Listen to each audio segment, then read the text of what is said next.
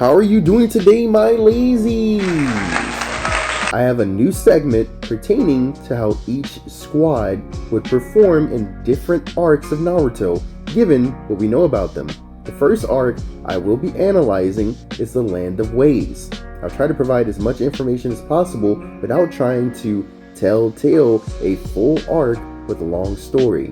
I'll keep in the most major details and try my best to reduce the story shift so we can focus on just the teams versus Zabuza and Haku. I'll analyze both the first meeting and bridge battle to fully analyze how each team would perform. And with that being said,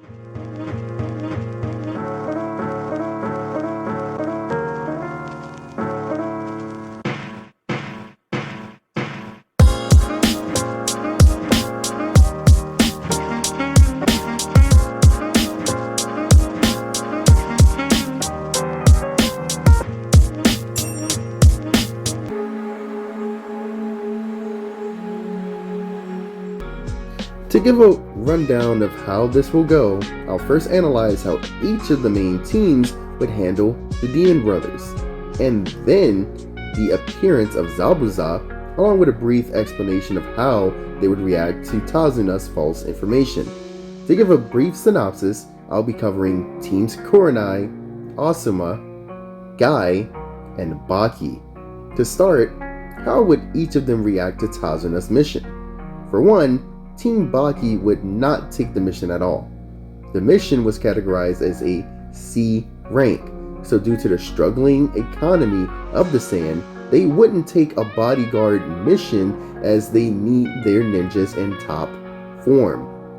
Even looking at Kabuto's information, Gaara specifically barely went on any D or C rank missions and was the only genin that was allowed on a B rank mission. Now, if Tazuna had come clean explaining the situation further, this team definitely wouldn't take it due to Gaara's malicious nature and the status that comes with taking down an A-rank bounty as a genin team for the sand. Now, as far as the Leaf, since they're the most stable economically, all of these teams would take the mission outright. So the real question is, how would they react once Tazuna is exposed? For one, Team Kurenai is the most shaky when it comes to this situation. Kurenai had a major soft spot for Hinata, as seen with their first meeting and how she reacted to Hiyashi giving Hinata away. Kiba would actually relish the challenge. Shino would find a way to explain why they shouldn't take the mission due to breach of trust and morality, leaving Hinata as the deciding factor for the mission. Hinata has a soft spot for tragedy, but she's also non-confrontational, so depending on her mood, the team could go either way with a higher chance of them going due to her moral compass. The other team that's a bit on the edge is Team Asuma. While Shikamaru would complain it's too much work, Ino would complain it's too dangerous, and Choji would just be terrified. This team all depends on Asuma's judgment. There's a high chance he would take the mission to teach the kids a lesson, but there's still a small chance he won't, given his status as a guardian shinobi, making him a bounty target as well. It's not that Asuma wouldn't want to take the mission, it would be more that he's not confident he could protect the others while the bounty hunters come after him. And the last team would fully take the mission, extremely less reluctant than Team Kakashi. Guy and Lee are suckers for a passionate story. Tintin would actually sympathize after hearing all the details, and Neji, while the most reluctant and logical, would hear about the challenge of fighting strong ninja and fold immediately. Team Guy's sensei would fully take the mission no matter how far the trust is breached, as long as the passion behind the story was motivating. Now, with all of that out of the way, we're assuming every team took the mission. We're not focused on how this changes the narrative, so I won't get too much into story warping. We're now focused on how these teams react to the Demon Brothers' assault. Starting with the most brutal beatdown, Gaara one-shots these guys with minimal effort, and there shouldn't be a debate as to why. Their low tuning level, and Gaara was low diffing high tuning and Jonin level opponents in base. Don't know why that would be a debate, but I'm sure there's someone that'll try. For the second most brutal beatdown, Team Guy bullies this duo fairly quickly and makes a joke out of it. Either Guy claps them, Lee claps them, Neji claps them, or a combination just bends them over and walks away. Don't know why that would be a debate, but again, I'm sure there will be someone that tries. Getting into an interesting one, Team Kurenai beats this duo almost as brutally as Team Guy, but for a completely different reason. For one, Kiba Nakamaru might want to do a 2v2 just for pride purposes, and I can see him barely pulling the win against them.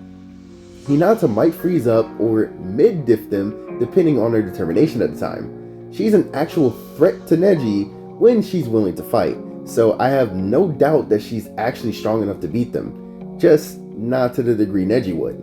As for the two that would just bully this duo solo with low diff, Shino and Kurenai would actually embarrass this duo. Kurenai would get them caught in the genjutsu before they're even revealed to the team, or Shino's leeches clap them before they can reach the team, and that's not even an exaggeration because that's literally what he did in the Forest of Death in his first appearance. Now, for the only team that would actually struggle, however minor, against these brothers, these kids alone would actually perform worse than Team 7 did, but Asuma himself would perform better than Kakashi did against this duo. My reasoning? Asuma is a brawler, and these guys rely on brawling tactics. Unlike the Sound Village NPC Jonin, these brothers are even weaker than Asuma, so he would quite literally one-tap them and move on.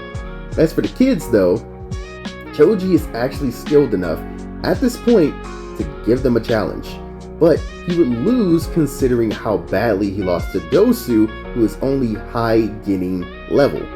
Shikamaru is the most powerful on this team and could actually trap them, but he was too lazy at this point, so he'd actually just be freaked out like in the forest. Ino is the most useful in this situation for espionage purposes, but due to her lack of skill, she would get mega clapped with no opportunity for her to use her jutsu. As a unit, they would perform about the same as they did against Team Dosu, but get bullied so much harder if Asuma doesn't intervene. The only saving grace for this team is truly Asuma.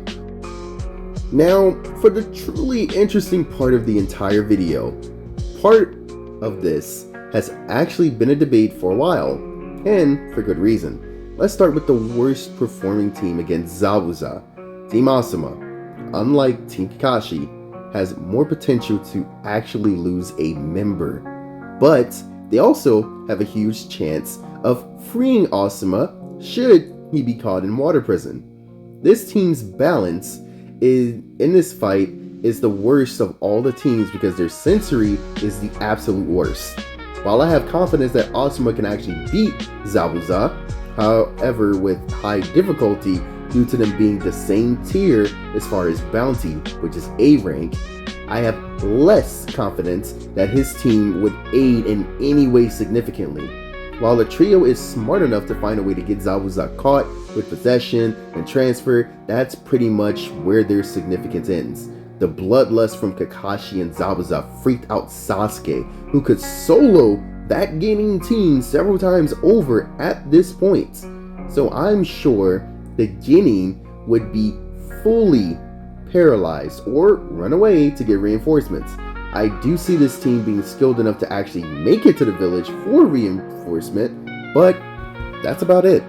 Now, for the second most useless team against Zabuza, which is a funny description because these next three teams are far from useless, but Team Baki is next on the chopping block. Now, this team is both at an advantage and disadvantage at the same time. While Zabuza isn't fast enough to get past Gaara's sand, and yes, I will debate it if needed, his water style is a hard counter for Gaara. That being said, the rest of the team is actually a counter for Zabuza. Baki is an Earth-style user, so looking at the elemental wheel, Baki is a hard counter for Zabuza and powerful enough to take on the grunts of the Leaf Anbu, which is significant considering their weakest members are Tokubetsu or Specialty Jonin level, which is around the same tier as Zabuza. A rank. That means Baki could actually take on Zabuza. But I'll admit with high difficulty, alone at least. Tamari is a hard counter for the hit and miss jutsu, and Kankuro is the best for trapping someone that fights like Zabuza. The murderous intent won't scare this team at all, as they have to deal with Gaara every day. And even if the Genin are forced to fight Zabuza alone, I have full confidence that a possessed Gaara mixed with his brother and sister would actually be enough to beat Zabuza with mid to high difficulty, even if Gaara is fully possessed. Getting into the most effective teams to fight Zabuza, Team Guy would actually fully capture him. Neji's sensory would be enough to see through the mist. Lee and Guy are strong enough to actually overpower and outspeed Zabuza, while Tenten would be the most effective guard for Tazuna considering her specialty with weapons. Now, to explain a bit further, Tenten does not stand a chance alone. Neji and Lee barely stand a sliver of a chance alone, and Guy can fully annihilate Zabuza on base. Guy and Sharingan Kakashi are around the same stats, with Guy's physical stats clearly being superior. If Kakashi was fully bullying Zabuza while able to protect his team, for the most part, Guy would be even better at it considering he has a team that can defend themselves much better. As far as the bloodlust, since I know that this will be a topic of discussion, I don't see this affecting this team as much as the others.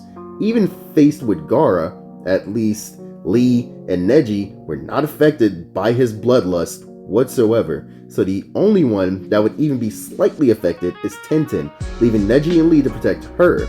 As far as Guy getting captured, I have full confidence this team can get him out with mid difficulty, or Guy gets himself out. Opening one gate is enough to get him out of the prison. And let's not even talk about what he'd do if Zabuza actually manages to harm any of his kids. Guy was bullying Kisame in all forms, and Zabuza is nowhere near Kisame's power range in any stat or jutsu. Guy wouldn't even need the gates against Zabuza, but I can see him using them for narrative purposes. This team really has no worries against Zabuza at this point, and Guy would be more than enough to actually capture him, let alone his Genin team high diff him in battle if they were alone. Now, as a surprise to many I expect, the most effective team against Zabuza is actually Team Kurenai. But at the same time, I can actually see this team losing.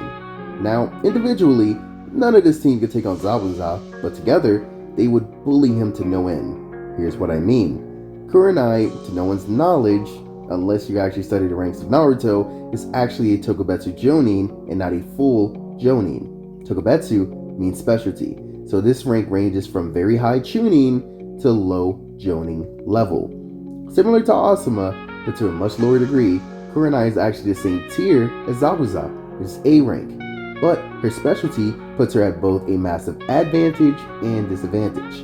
Her only skill is Genjutsu, as we've seen with Kakashi. Low-level Genjutsu is enough to shake Zabuza up, and Kurenai's is on par with the Kurama clan top tiers who have several ninjas strong enough to make Genjutsu so real that they affect reality, like Izanami and Izanagi. Not saying she's on that specific level because Itachi proved otherwise, but her Genjutsu is still high tier for someone not born in that clan and without a dojutsu. Her Genjutsu would actually help her capture and beat Zabuza, but the fact of the matter is her physical prowess.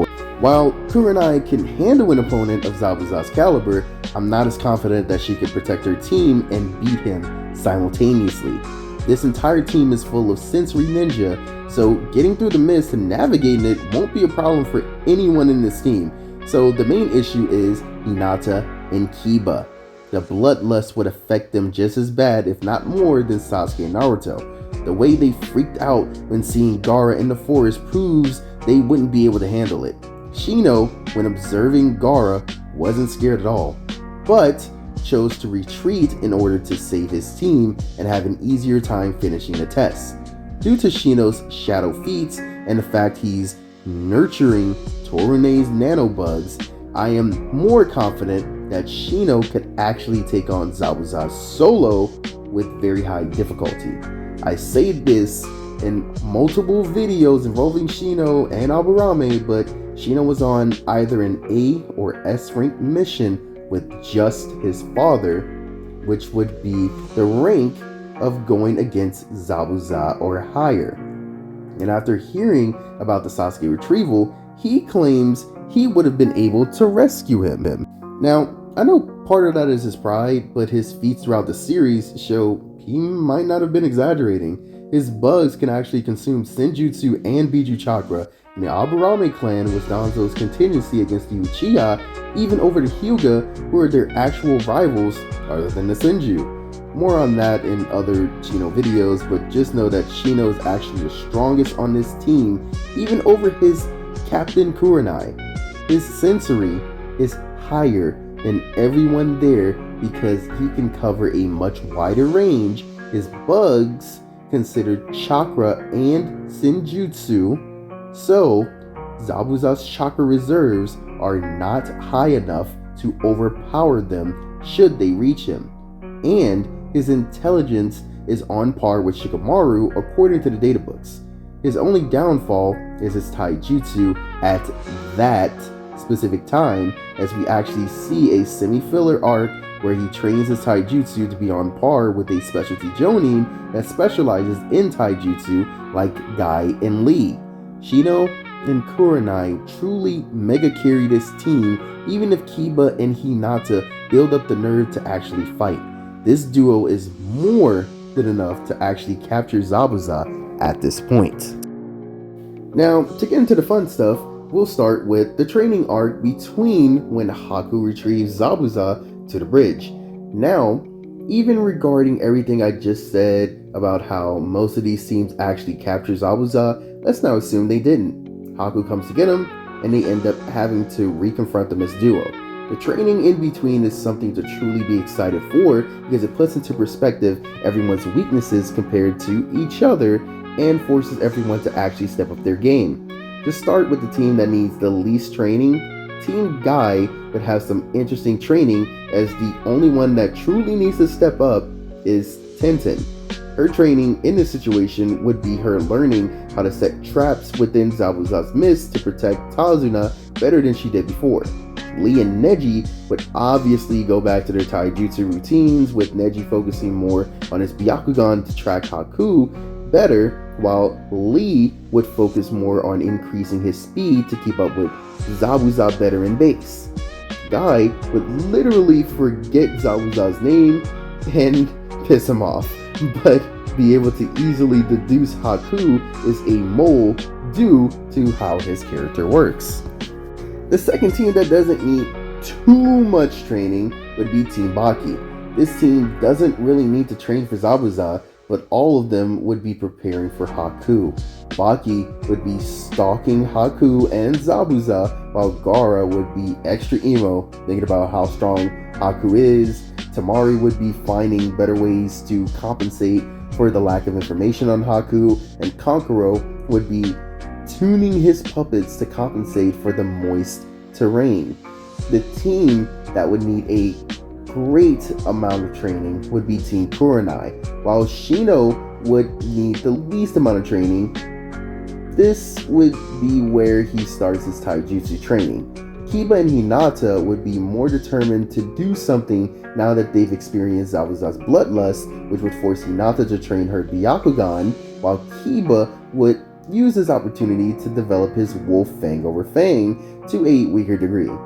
Kurenai would use this time to analyze the data and stalk Haku. This team would be much more solid against the Mist Duo than they were the first time.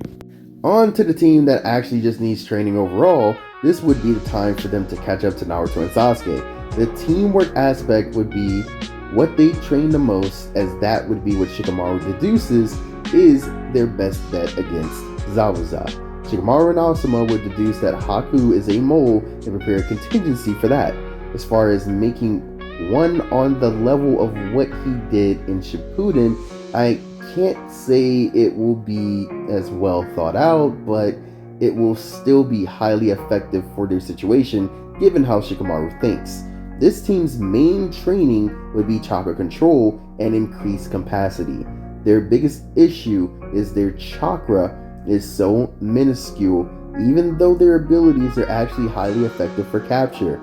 Again, I'm confident Asuma is still enough to compete with Zabuza alone, but the main issue comes with the next problem. So, starting with the link up, we're going to begin with Team Kurenai. This team would be very effective against Zabuza alone, but their main issue comes with battling Haku. I'm confident Shino and Kurenai can still beat Zabuza with his, now due to contingency, resistance to Genjutsu. I can still see them capturing Zabuza if it were him alone. The main enemy they truly might not be able to compete with is Haku, and for a completely different reason than you may think. I think Shino can compete with Haku, especially with intel from his bugs about his chakra nature beforehand, but the main issue is Haku's speed. While I'm confident that Kurenai and Shino together can compete with Haku and actually pull off a high diff win, I'm not confident that Kiba and Hinata can beat Zabuza or Haku without Shino or Kurenai there to help. Yes, Kakashi beat Zabuza with Ninja Hounds, but Akamaru, even with a food pill, would not be able to beat Zabuza, even if Kiba used the Wolf Fang, considering Sakon and Ukon, who are tuning even in second state. Were to tank it. Hinata is a different story, as her team could take out either of the duo with aid. I fully believe her Byakugan would aid better against Haku's speed than Sasuke's Sharingan, but the main issue is actually hitting Haku. Her and Kiba could self-sacrifice to place one of Shino's bugs on him, forcing it to multiply rapidly with the high amount of chakra Haku has. But if they can't distract Zabuza long enough or beat him outright, it will all be pointless. If she has access to her protective 8 trigrams, I'd actually give them the win here, but with Haku, this could actually go either way now. The next team we should focus is the team that is the major wild card. Team Asuma could potentially pull a win here, but their chances are extremely slim. Like the other teams, having Zabuza with intel now is extremely dangerous. Then stack on the fact none of them can beat or compete with Haku, even with intel. I can still see Asuma beating Zabuza, but the main issue is trying to fight Haku. Now, the reason this team is a wild card is the Asuma-Shikamaru duo. This duo is actually much more dangerous with intel than Haku and Zabuza, but are nerfed by Ino and Choji. Utilizing Ino's mind transfer and Shikamaru's shadow possession, they could actually catch Haku off guard since Haku doesn't kill. Choji's human boulder would be quite effective, or even just a partial expansion to shield Haku's needles. Utilizing Asuma's chakra blades, the team could actually clutch up and catch both Zabuza and Haku while turning them against each other. The only problem they truly face is Haku's speed and who Ino decides to possess. If she possesses Haku, then they lose because Zabuza would actually kill him if necessary, but vice versa, they could convince Haku to commit seppuku. This matchup is such a wild card because it truly depends on how well Shikamaru reads the relationship between the Mist duo. On to our dream team. I believe that Team Guy has the best chance of fully defeating the Mist duo. Even with intel, the Ginning should be able to take down Zabuza, while Guy is more than powerful enough to take down Haku. Vice versa will be the most likely scenario though. So Guy in base claps Zabuza while Neji tracks Haku and Lee intercepts, leaving Tenten on traps. Neji's rotation is more than powerful enough to counter all of Haku's attacks, while Lee is fast enough to intercept, but not blitz. Haku, while he is also strong enough to shatter the ice mirrors multiple times over. This team has so many win cons, it's not even funny. Guy himself is just the 3rd to 6th gate, would decimate the duo alone. So he's more than capable of protecting his team and fighting Zabuza at the same time. The fact Guy could pull this same feat off with Kisame in Shippuden is already an insane enough feat, so him fighting weaker opponents should yield the same results with much less power. Now for our final team, this is where things get a bit interesting. We've already established that Zabuza isn't fast enough to get past Gaara's sand, but is close to Kakashi, who matches Guy, who is able to smack away Gaara's sand in base. Now I believe Zabuza is significantly weaker than Guy, even in base, but not to the degree that he can't bully his way through the sand shield. Baki is on the level of a Leaf Anbu high tier, meaning he's either on or slightly above Zabuza's level. Tamari and Kankuro, while only Chunin level, are still major threats to Zabuza himself, especially if Kankuro uses all 3 of his puppets. The real issue isn't how well everyone does against Zabuza, even with intel, but how well they can fight him while fending off Haku. Obviously, in character, Gaara is going for Haku. Gaara is touted as a Jonin level threat against Kimimaro, and Haku is similar in tier to him, with the exception that he technically has elemental advantage. I would say this is an easy win con for Haku or Zabuza versus Gaara alone, but we've seen Gaara fight against his disadvantages all throughout the series and still overcome them. Sasuke's lightning and the Mizukage's water both neutralized Gaara's sand, yet he was still able to power through and beat both. I know that's different feats from 2 different Gaaras, but we're only talking about his skills and ability to overpower his disadvantages. Gaara alone was able to keep up with Kimimaro in battle, so the only true advantage Haku has is his speed. Haku being light speed means he's easily getting past the sand shield, but the real issue comes after he's pressured Gaara into releasing Shukaku.